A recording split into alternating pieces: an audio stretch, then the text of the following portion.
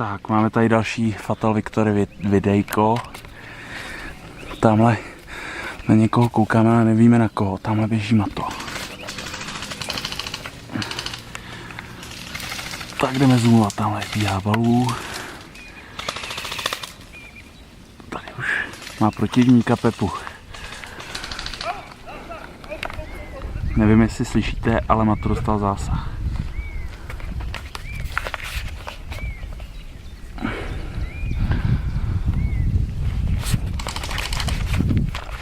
Tamhle můj bráška.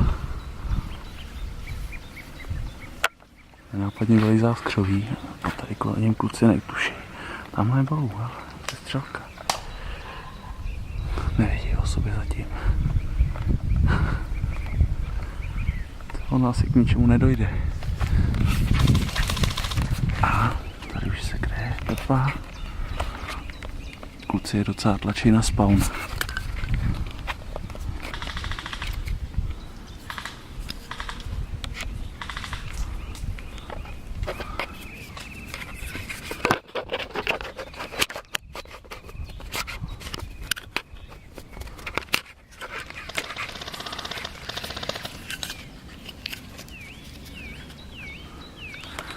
Tamhle Balů vypadá vyřazený.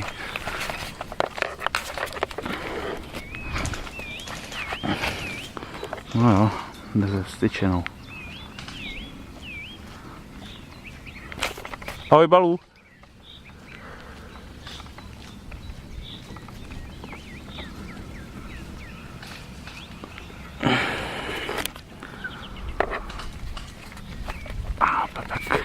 Pepek už se zase naspawnoval. A kryje ho Vik. Hele, tady něco bude.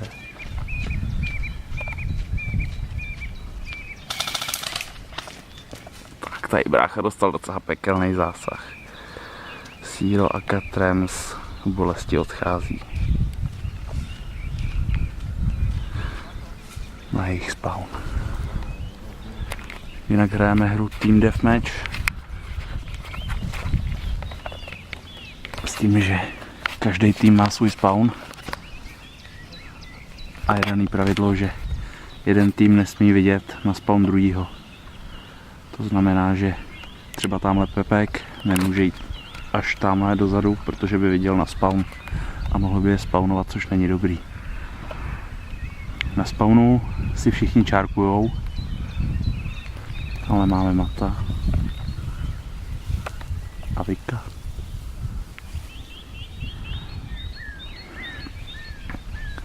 Jsou to kempy pekelný, to je hrozný.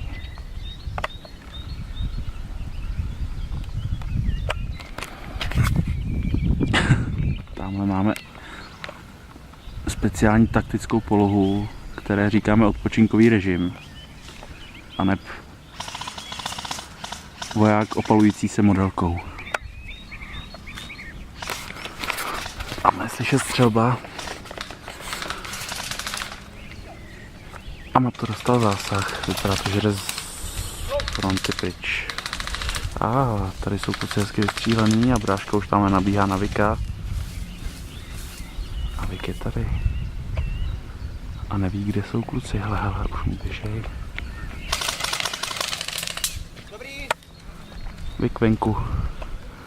Tamhle můj bráška vzadu. Tamhle Balů. Tahle hra je docela zábavná podle mě.